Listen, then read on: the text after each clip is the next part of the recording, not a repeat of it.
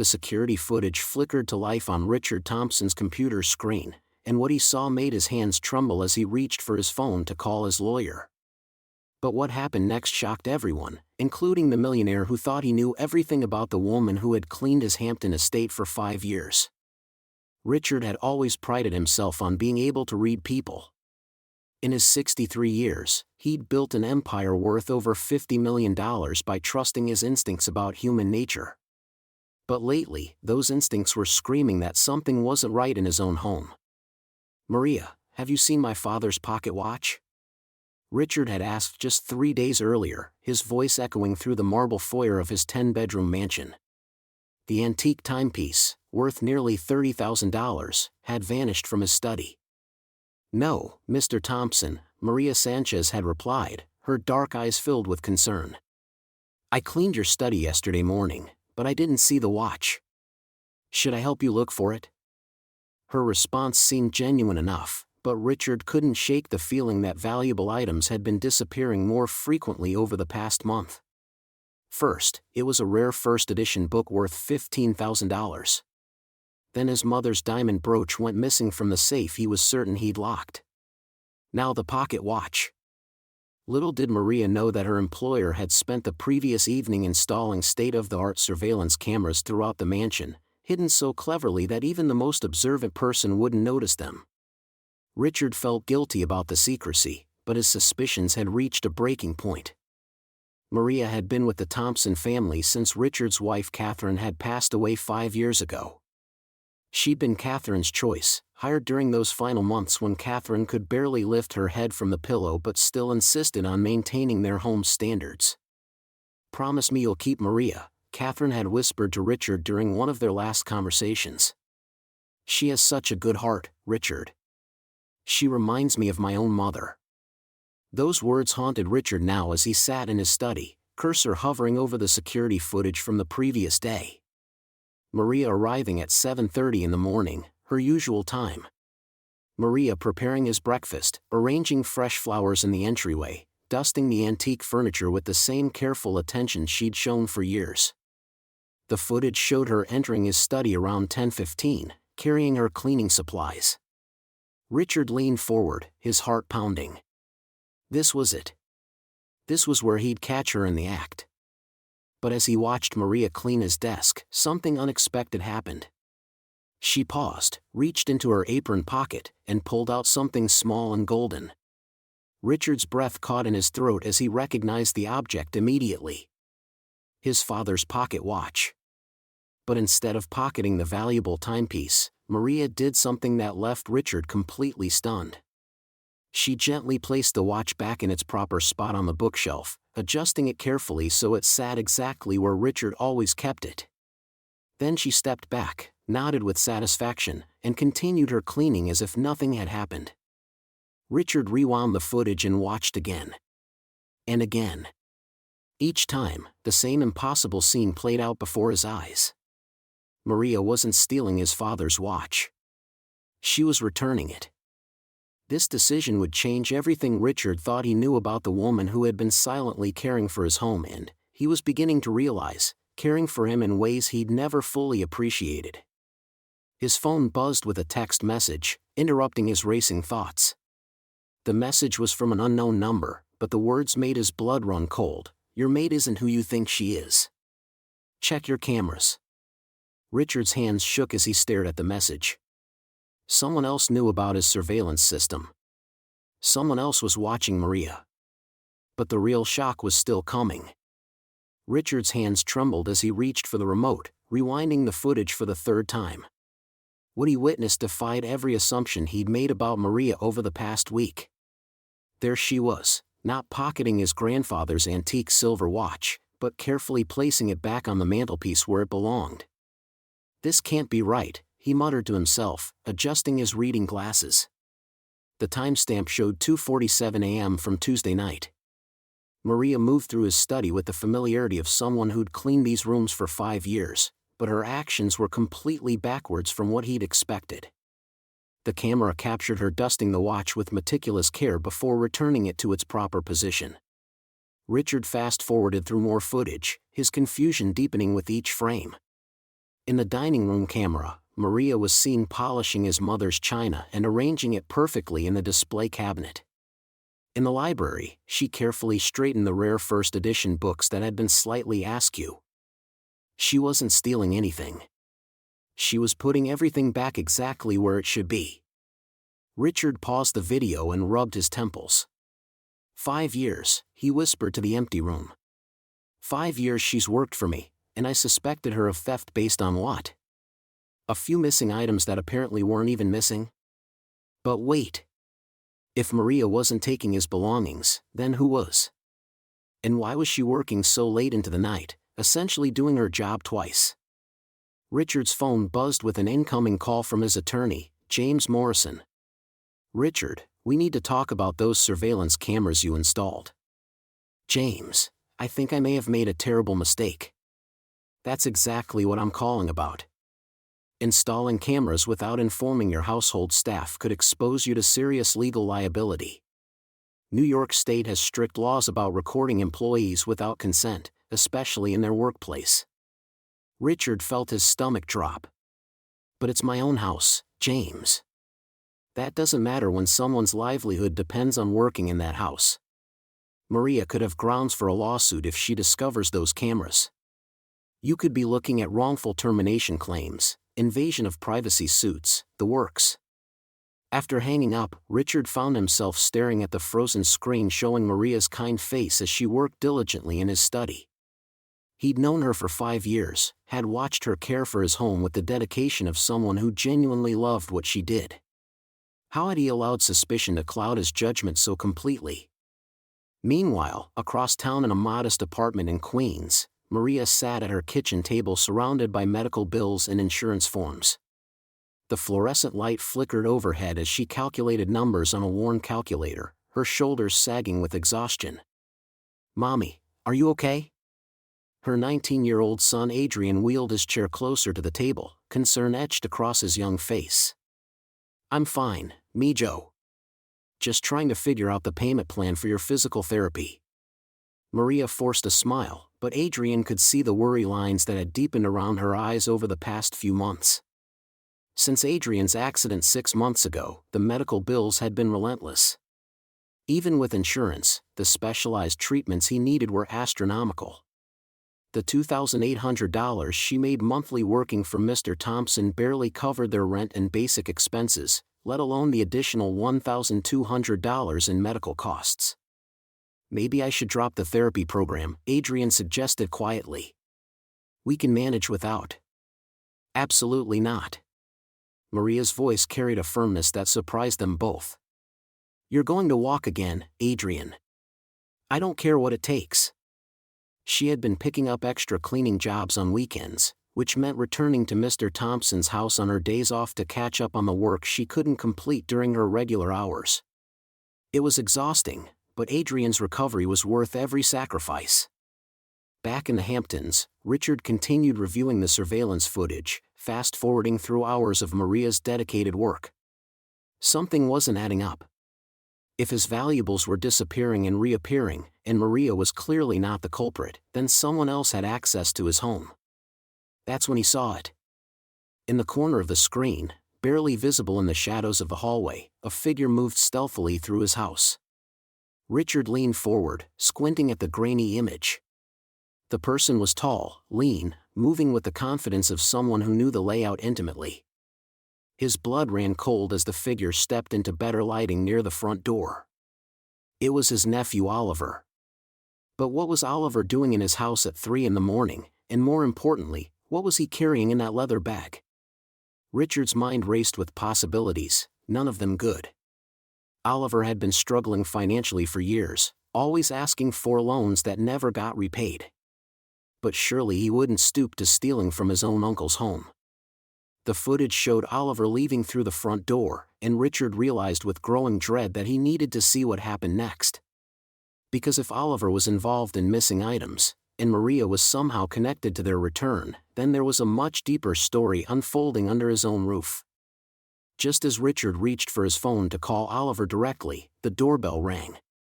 Through his security monitor, he could see Maria standing on his front porch, looking unusually distressed. She wasn't supposed to work today, which meant something was seriously wrong. The weight of everything crashes down on Richard as he strides through the marble corridors of his estate. His mind races with the impossible contradiction: Maria replacing stolen items instead of taking them. The footage plays on repeat in his head as his Italian leather shoes echo against the cold floor. He needs answers. Now. But as Richard approaches the kitchen where Maria typically works this time of morning, his phone buzzes with an urgent call from his private investigator. "Mr. Thompson, we have a problem," the voice crackles through the speaker. "Your nephew Oliver has been making calls to TMZ, the New York Post, and several other media outlets. He's shopping around some kind of story about you." Richard's blood runs cold. What kind of story? Something about hidden family secrets and a household staff member. "Sir, if this gets out..." The phone nearly slips from Richard's trembling hands. His privacy, his reputation, everything he's built could crumble if Oliver decides to weaponize whatever twisted narrative he's concocted. The irony isn't lost on him. Here he is, installing cameras to catch a thief, while his own nephew plots to expose him to the world. Richard cancels the call and leans against the mahogany banister, his chest tightening. The moral weight of surveilling Maria without her knowledge suddenly feels heavier. What if she discovers the cameras? What if Oliver has already told her? But wait, there's still hours of footage he hasn't reviewed. Racing back to his study, Richard fast-forwards through the surveillance feeds from the past week. His fingers drum impatiently on the desk as he scans through mundane moments: Maria dusting, organizing, moving through her daily routines with the same quiet dignity he's always admired. Then, at exactly 3:47 p.m. on Tuesday, something makes his heart stop. There, on the screen, Maria opens the front door to let someone inside. Someone Richard recognizes immediately. Oliver. "What the hell?" Richard whispers, leaning closer to the monitor. The audio is crystal clear as Oliver steps into the foyer, his designer jacket wrinkled, his usually perfect hair disheveled. He looks desperate, almost manic. "Maria, thank God you're here," Oliver says, his voice strained. "I need your help." "It's about Uncle Richard." Maria steps back, clearly uncomfortable. "Mr. Oliver, you should not be here." "Mr. Thompson, he did not say you were coming." "That's exactly the point," Oliver replies, running his hands through his hair. "Look, I know this sounds crazy, but I think my uncle is losing it.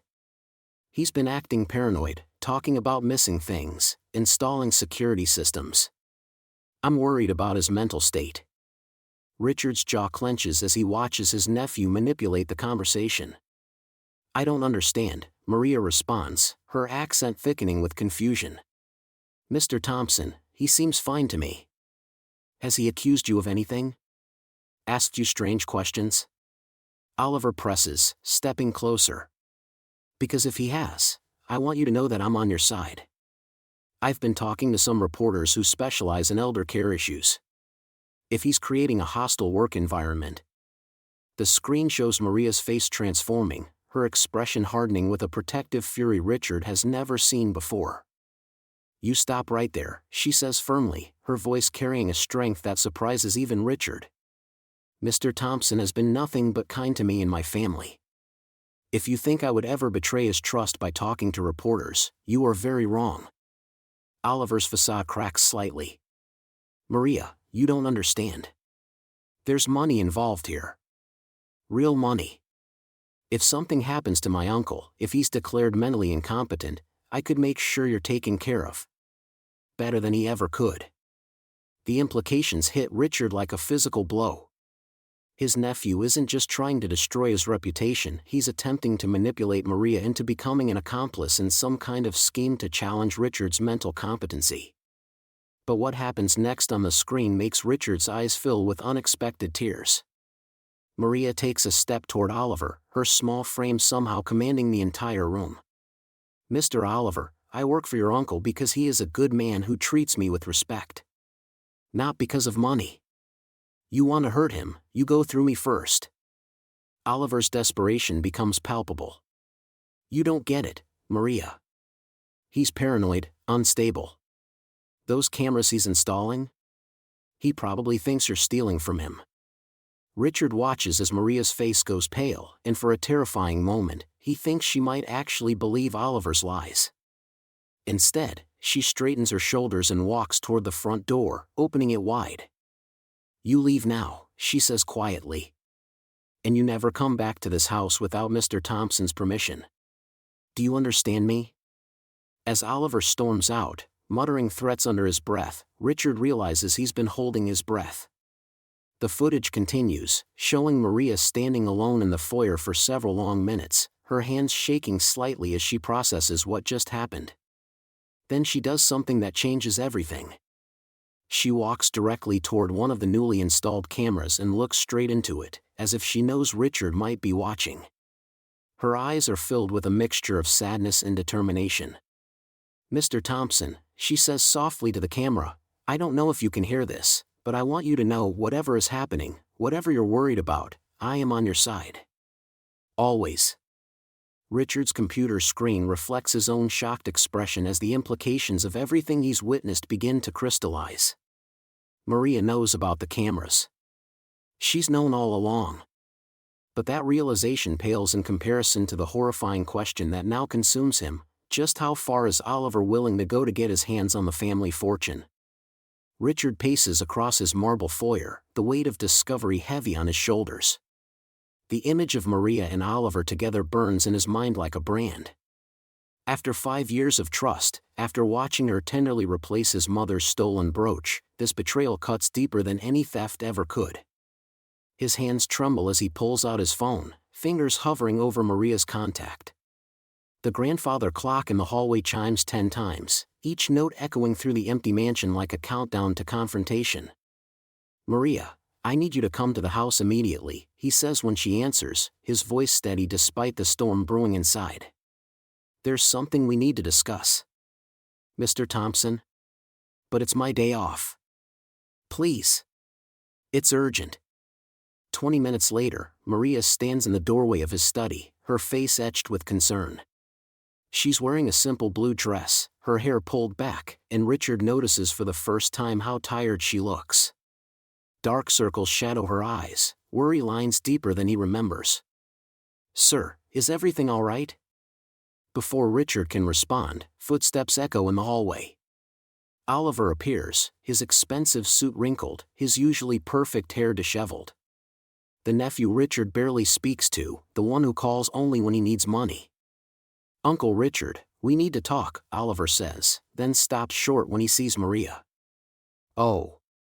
I didn't know you'd be here." "Actually, this works perfectly," Richard says, his voice cold as winter steel. "Both of you, sit down." The tension in the room is suffocating. Maria perches on the edge of a leather chair, her hands folded in her lap, while Oliver sprawls in another, trying to project confidence he clearly doesn't feel. "I know about your meetings," Richard states flatly. "I've seen the footage." Maria's face drains of color. "Mr. Thompson, I can explain." "Can you?" Richard's voice rises. "Can you explain why my trusted employee has been secretly meeting with my nephew? Why you've been plotting behind my back?" But here's where everything Richard thought he knew begins to crumble. Oliver suddenly lurches forward. "Uncle, it's not what you think. I approached Maria, not the other way around." "Shut up, Oliver," Maria says sharply, surprising everyone. "You've done enough damage." Richard stares at her, seeing a fire in her eyes he's never witnessed before. This isn't the quiet, subservient woman who dusts his shelves and prepares his meals. "I'm sick of your games," Maria continues, turning to Oliver with barely contained fury. "Sick of your lies about caring for your uncle." Oliver's composure finally cracks. "Maria, please." "No." She stands, her small frame somehow commanding the entire room. "You want to know what your precious nephew has been up to, Mr. Thompson? He's been trying to convince me you're losing your mind. He told me you're paranoid, that you need professional help, that I should document your episodes for his lawyers." The revelation hits Richard like a physical blow. Oliver, his brother's son, the last connection to family he has left, plotting against him. But Maria isn't finished. He offered me money, Mr. Thompson. $50,000 to spy on you, to report back on your daily habits, your health, your mental state. Oliver jumps up. Uncle, that's not, she's twisting everything. I have recordings, Maria says quietly. Our conversations. All of them. The room falls silent except for the ticking clock and Oliver's rapid breathing. Richard looks between them, his worldview reshaping itself in real time. Why? He whispers to Oliver. Why would you do this? Oliver's mask finally slips completely. Because I need the money. The inheritance. Do you know what it's like being your nephew but getting nothing? Watching you live in this palace while I can barely afford rent? You never asked for help, Richard says, bewildered. And let you lord it over me like you did my father? Never. The family wounds run deeper than Richard ever imagined. But as the truth unfolds, he realizes there's still one crucial question unanswered. He turns to Maria, his voice softer now. If Oliver approached you with money, why didn't you take it? Why are you telling me this? Maria's eyes fill with tears, and when she speaks, her voice breaks. Because you've been more of a family to me than I deserve. Because when my Adrian needed surgery last year, you gave me advances on my salary without questions. Because when I couldn't afford his medication, somehow my pharmacy bill was always mysteriously paid. Richard's breath catches. He'd hoped she'd never find out about those anonymous payments. I knew it was you, she whispers. The pharmacy clerk let it slip once. And I could never betray someone who saved my son's life. The emotion in the room is overwhelming, but just as Richard begins to process this revelation, Maria's phone buzzes urgently. She glances at it and her face goes white as paper. I have to go, she says, panic creeping into her voice. It's the hospital. Adrian. She doesn't finish the sentence, but the fear in her eyes tells Richard everything. As she rushes toward the door, her loyalty proven beyond doubt, a new crisis threatens to tear apart everything they've just discovered about each other. The weight of everything crashes down on Richard as he stands in his study, the hidden camera footage frozen on his computer screen. Maria sits across from him, her hands folded in her lap, while Oliver shifts uncomfortably by the window. The silence stretches between them like a chasm that 5 years of misunderstanding has carved.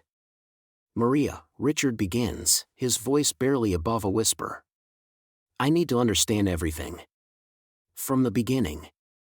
Maria takes a shaky breath, her eyes glistening with unshed tears. Mr. Thompson, when your nephew first approached me 3 months ago, he told me you were planning to donate everything to charity and leave the family with nothing. He said he was worried about you, that maybe you weren't thinking clearly. Oliver's face flushes crimson. Uncle Richard, I was trying to protect our family legacy. By manipulating my employee? Richard's voice cuts through the air like steel. By making her believe I was losing my mind? Maria continues, her voice growing stronger. He asked me to help him understand your routines, your habits. He said it was to help you. But when I saw him taking things from the house, small valuable items, I realized something was very wrong. She pauses, wiping her eyes. I've been replacing everything he took with my own money, even when it meant I couldn't afford Adrian's medication some weeks. The revelation hits Richard like a physical blow. His legs give way, and he sinks into his leather chair, staring at this woman who has sacrificed everything to protect not just his possessions, but his dignity and peace of mind. You replaced my mother's jewelry, he whispers, remembering the footage of Maria carefully placing the antique brooch back in its case. The silver candlesticks, the rare books. I couldn't let you think you were losing your memory, sir. I've seen what that fear does to people. My own grandmother. Maria's voice breaks. I couldn't let him do that to you. Oliver slumps against the wall, all fight drained from him. I thought I was entitled to something, Uncle Richard. You've been alone for so long, and I thought you'd forgotten about family. Richard looks at his nephew through new eyes, seeing not the entitled young man he'd dismissed, but a lost soul desperate for connection and security. But it's Maria who captures his attention completely, this woman who has shown him more loyalty and integrity than his own blood. "Maria, why didn't you tell me what was happening?" "Because I thought maybe he was right about one thing," she admits. "Maybe you did need family around you. I didn't want to take that away from you, even if he was going about it wrong." Richard stands slowly, walking to his safe. His hands shake as he enters the combination, and he pulls out his will, the document he drafted years ago in bitterness and isolation. Without a word, he tears it in half. "5 years," he says, his voice thick with emotion. "5 years you've worked in this house, and I never really saw you. I never asked about your son, your struggles, your dreams. I've been the blind one, Maria. Not you." Over the next hour, the truth continues to unfold. Richard insists on calling his doctor to examine Adrian immediately, arranging for the best specialists money can buy. He sits with Maria as she tells him about her son's rare condition, about the night shifts she works at the hospital to make ends meet, about her dreams of Adrian going to college someday. When Oliver finally speaks again, his voice is hollow with shame. "I'll return everything I can't replace. I'll work to pay back what I've spent." Richard looks at his nephew, really looks at him for the first time in years.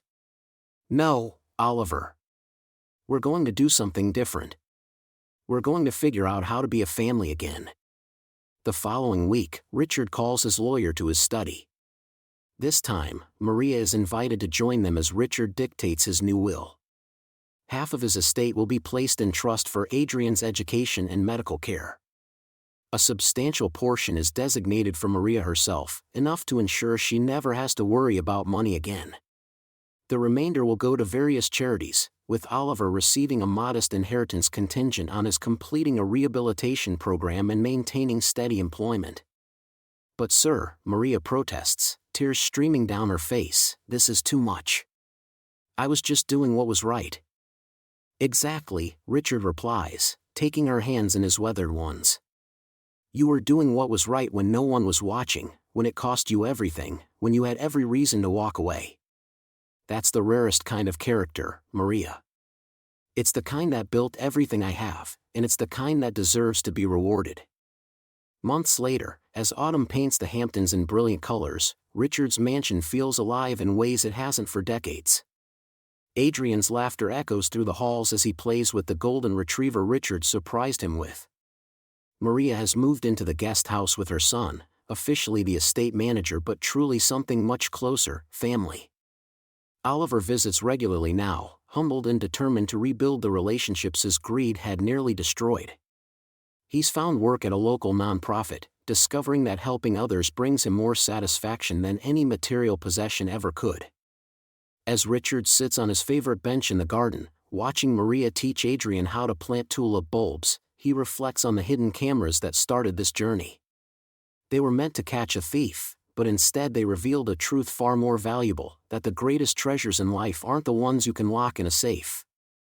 The cameras are gone now, replaced by something much more powerful, trust, built on a foundation of genuine understanding and mutual respect.